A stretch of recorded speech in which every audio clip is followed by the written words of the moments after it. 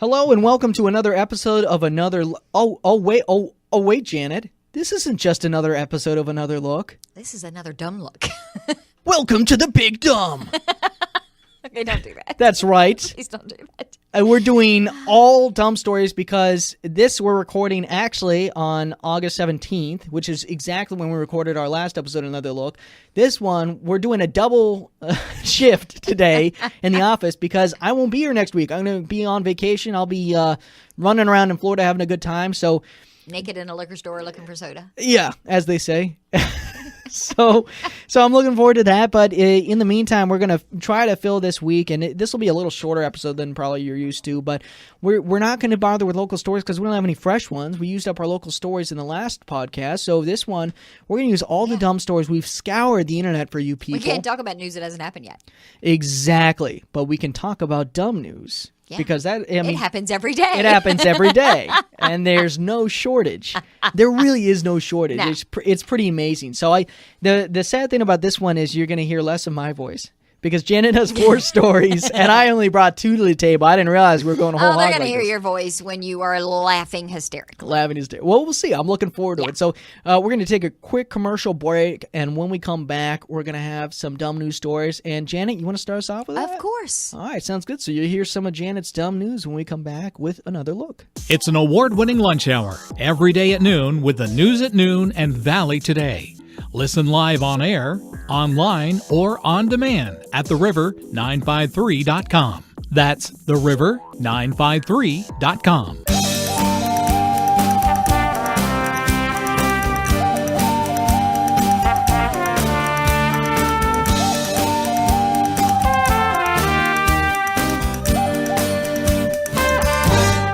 And we're back with some more Another Look, the Big Dumb Edition. Janet. So glad that you're the host of the Big Dumb Edition. The Big Dumb. You're up, Janet. Come on now. What do you got? I'm going to ease you into these. Yeah. So my first one is a relatively local dumb news story. Yeah, okay. It happened in Glen Burnie, Maryland, just down the road. I don't know where, Just down but the Maryland road. is I close. mean, it's, so, it's probably like I 2 or think 3 it's- hours away or something, maybe 4. So I'm going to follow your lead from the last episode, and I'm not going to give you the headline. Well, fine. Yeah. A 22-year-old man who went for his driver's test left in handcuffs after the examiner became suspicious about a certain odor emanating from the car. Did he bring weed to his driving test? News outlets report the examiner alerted a trooper at the Motor Vehicle Administration office who searched the car. A Maryland State Police report says the search found nearly a pound of marijuana, A pound? a scale, more than $15,000 in cash, and a handgun loaded with a 30-round magazine. Are you serious? Yeah. And he took a driving test in that? Reginald D. Wooding Jr. of Baltimore. And his name is Reginald? That's a classy name, Janet. And again, some of these people that report these stories are poets. Yeah, no, we've talked about this before, where their turn of phrase. I mean, the prose is incredibly well crafted. It's Janet, it's spectacular. What is this one that Reginald D. Wooding Jr. of Baltimore did not get his driver's license on Monday, but he did get arrested on multiple counts. It's unclear whether he has a lawyer. Yeah, that is beautiful. Yeah, I can't believe that's not. Yeah. Is that so Whitman? There's nothing like rolling up to get your driver's test at 22. So let's back this up for just a second. Yeah. Because who waits until they're 22 to get their driver's license? Yeah, that's another point. I mean, if he's a city boy, they do that a lot. But other than that, I mean, you don't have too much of an excuse Glen at that Burnie point. ain't that big of a city. Believe me, I've been to Bangor. Yeah. Bangor. All right, so this one's going to creep you out. Okay. Because I'm not 100% sure that maybe you haven't done this. Is this the one where I break into a liquor store naked? No. Okay. All right. It's a different one. All right. So I'm going to read you the headline just so it can creep you out before I get started. Let's do it. Woman with 27 contact lenses in her eye probably set some kind of record, right? That's the headline? Yeah. That's a good headline. How did she? Okay, because so I'm a contact wearer. Do you wear contacts? I see most of the time haven't in glasses. worn them forever, but yes. That's hard to. So what she probably has is the one-a-day ones, and what she probably does is she fell asleep on them in consecutive month basically and forgot she did and just kept putting new ones on. But the problem is if you put on 27 pairs of glasses, which that's the visual equivalent of from her perspective, how is she doing? How is she not? I mean, am I wrong? Like, she basically has the vision of like a dog that's been like blindfolded, right? Like, that's basically her visual capacity at that point. She doesn't see colors anymore, for sure. So I found this on Mashable. I'm going to give you the author's name because she is writing this in first person, which is a little odd. Her name was Kelly Klein, and the first sentence is, Klein. As a person with nearly perfect vision, not trying to brag, I swear, the thought of a morning routine that includes touching your eyeballs sounds pretty horrifying. What is she, some blogger? Some spunky little blogger? I hate this little, like, sass, like, yeah, I'm awesome, I swear. Yeah. It sounds so weird. One woman seems to have the routine nailed down to a T. She just happened to forget the second and most important part, removing the contacts. Yep. Surgeons in the UK, that explains it, found a 17 Wait pound... a second. Wait, let's back up to that. Wait a second. You're saying because she's British, she's so dumb that she would leave contacts? No, because she's British, it's probably like, cool. What, she couldn't read the English on the contact lens package to know to take it off. Oh my God, I'm so tired. I don't know what I'm you're so saying. tired. It's not even making sense to me anymore. Surgeons in the UK found 17 contact lenses in a 67-year-old patient's eye. I thought you said 27. A subsequent examination found a further 10 lenses, bringing the total number of contacts up to a staggering 27. They actually, you know what they're probably doing is they probably actually kept rolling back in her eye as she went along, so she probably didn't notice how bad her vision was getting because they were piling up underneath her eyelid and all that place. RuPaul Morjaria, a specialist trainee ophthalmologist who found the contacts, told Optometry Today it was such a large mass. All the 17 contact lenses were stuck together. We were really surprised that the patient didn't notice it because it would cause quite a lot of irritation while it was sitting there. Irritation? You're putting like a brick in your eye. That's crazy. Yeah. The patient was scheduled for cataract surgery, but the operation was postponed following the discovery. The woman had been wearing monthly disposable contact lenses for the past 35 years. Oh my God! Monthly? I mean, how dumb do you have to be? Do you just put it in and then So she's been doing this for the last 27 years. She's been stuffing her eyeballs. She's been walking around for, 27. So let's do the math. That must be like 2.5 years at the minimum.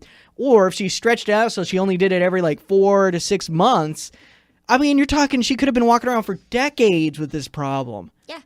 That's absolutely insane. Yep, she had clearly not visited an optometrist for a regular checkup. She simply attributed the discomfort to dryness and old age. Oh my God! Hey, ladies, has this happened to you? Do you feel like you have a freaking brick in your eyeball?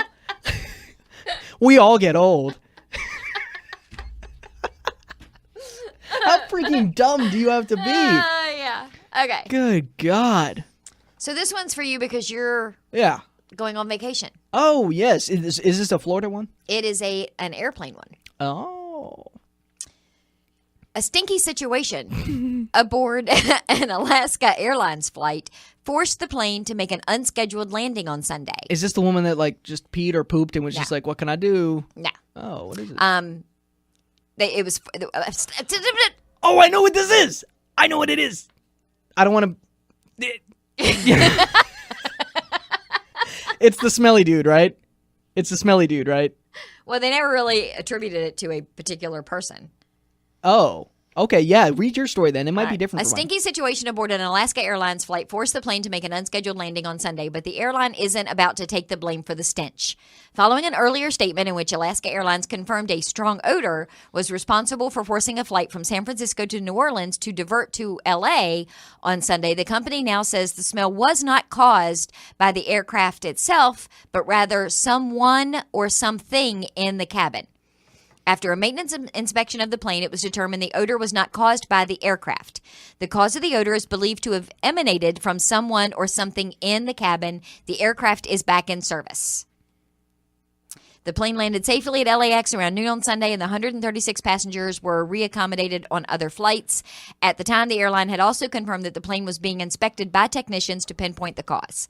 The Alaska Airlines flight's unscheduled stop follows news of Spirit Airlines flight that was forced to make an emergency landing on July 26 after passengers detected an unusual odor, which one likened to dirty socks. Hazmat team was called in to inspect the plane. Several passengers were treated on the scene for symptoms, including headache, nausea, and difficulty breathing. Okay, the story that I read was about this dude that was so smelly, and I don't remember if he had a condition, and he was just like, guys, lay off, or what it was.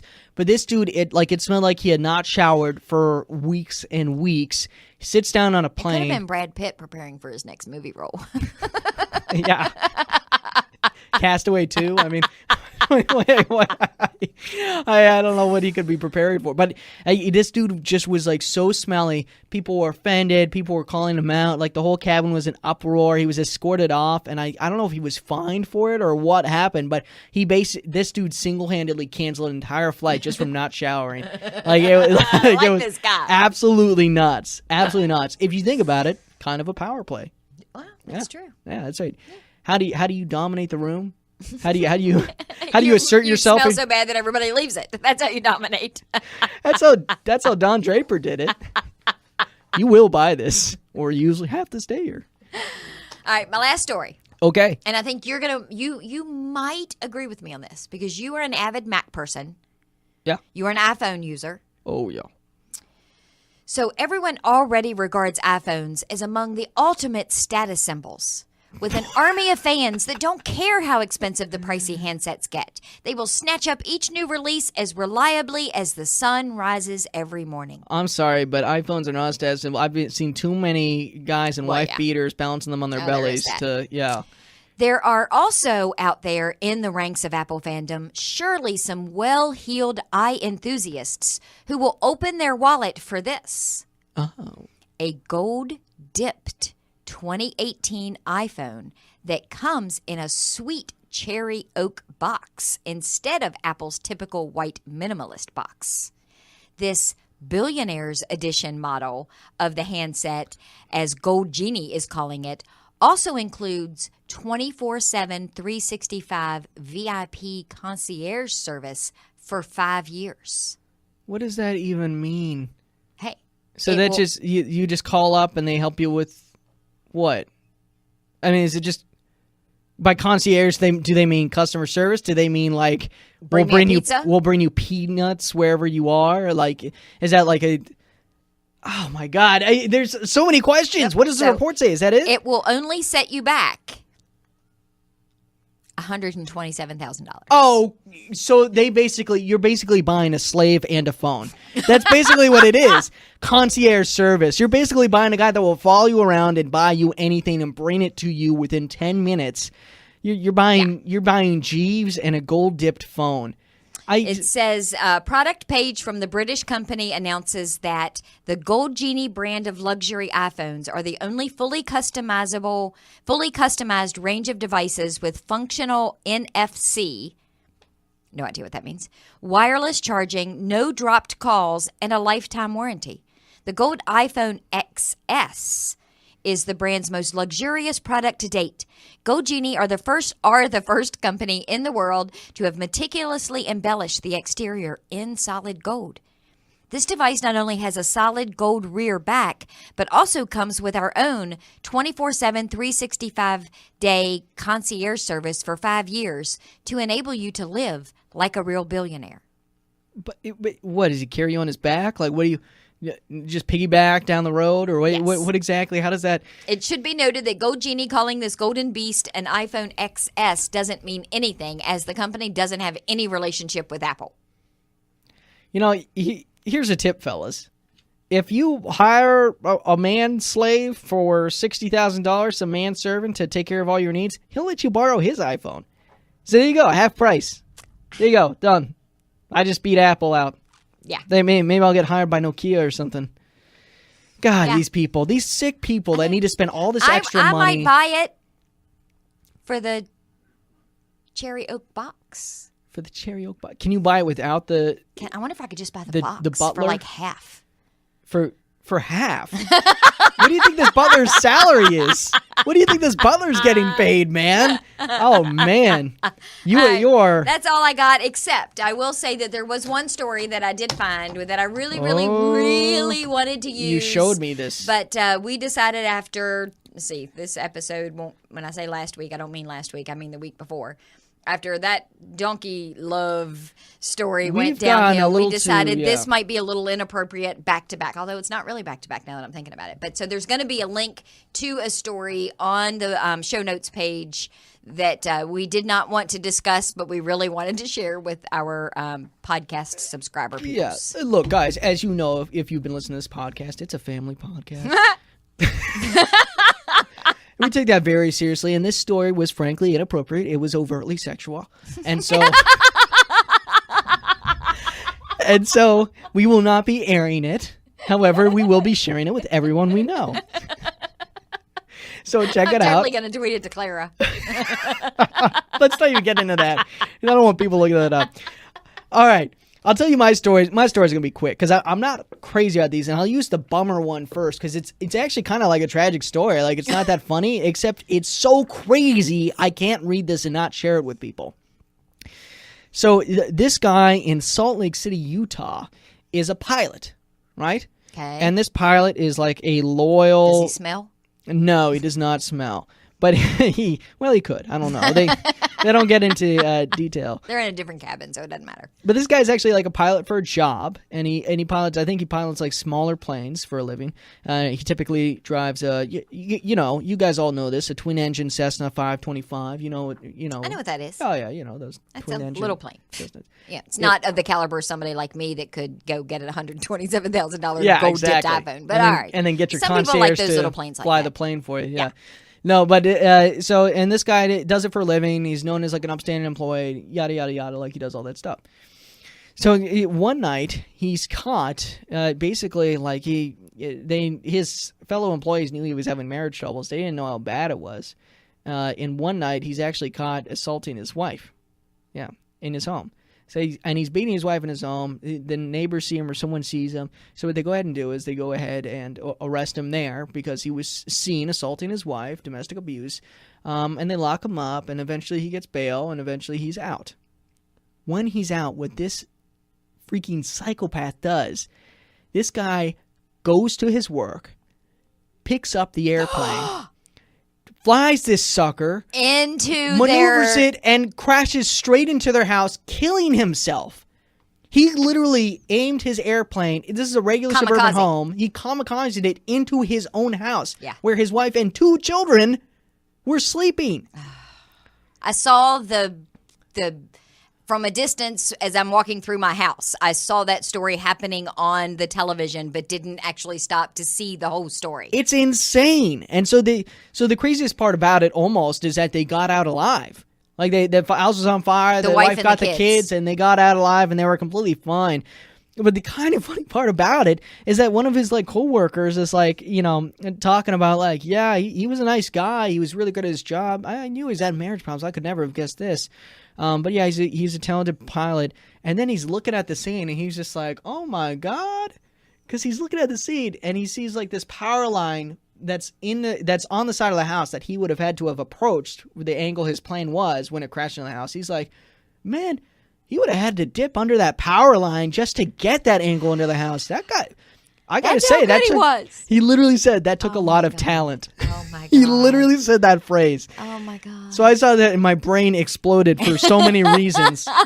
It's nuts. I mean, I think that must be the first time in history that that's happened, where somebody has revenge crashed a plane in to try and attack their wife. Insane. So not really like funny dumb news, but ridiculously it's talented sicko dumb news. I mean, that's insane. So I had to share that with you guys. The funny thing is, and this isn't a huge story, but it's a Florida story. And I am going to Florida. Are you going to go find these people?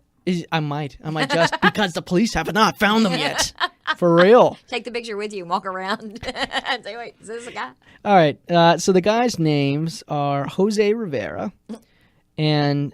I think he's a baseball player. Oh, yeah. But you wouldn't know that because that's sports. Yeah, it's true.